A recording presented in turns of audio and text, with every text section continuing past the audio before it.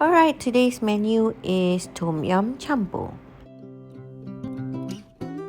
You actually need the akar ketumbar and potong the daun ketumbar and just put it aside.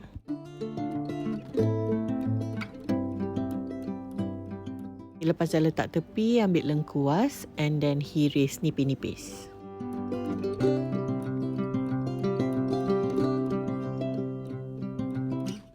Ambil beberapa daun limau purut and then you cut the middle part and throw it away. Okey, lepas tu ambil serai, potong hujung dia dan hiris halus-halus.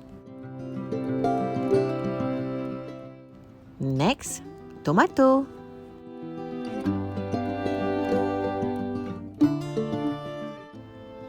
Okay, macam Dynas memang suka celery. So, I'm just going to put some. Okay, I'm lying. I'm going to put a lot in my TomYam. Next, another one of my favourite, bawang Holland. Okay, masukkan air, akar ketumbar and all the ingredients in. And don't forget your pati ayam.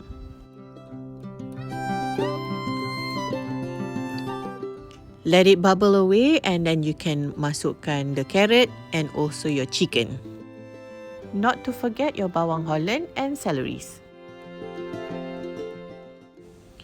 Next, paste TomYam. Ikut suka kalau nak letak 1 ke, 2 sudu ke, 3 sudu. Lepas tu masukkan mushroom, fish ball and fish cake. Tomatoes. Some fish sauce. Udang and sotong.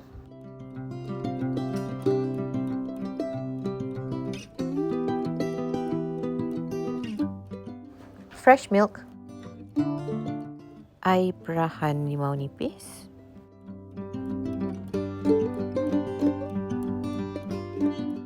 Okey, dah siap. Last sekali taburkan daun ketumbar.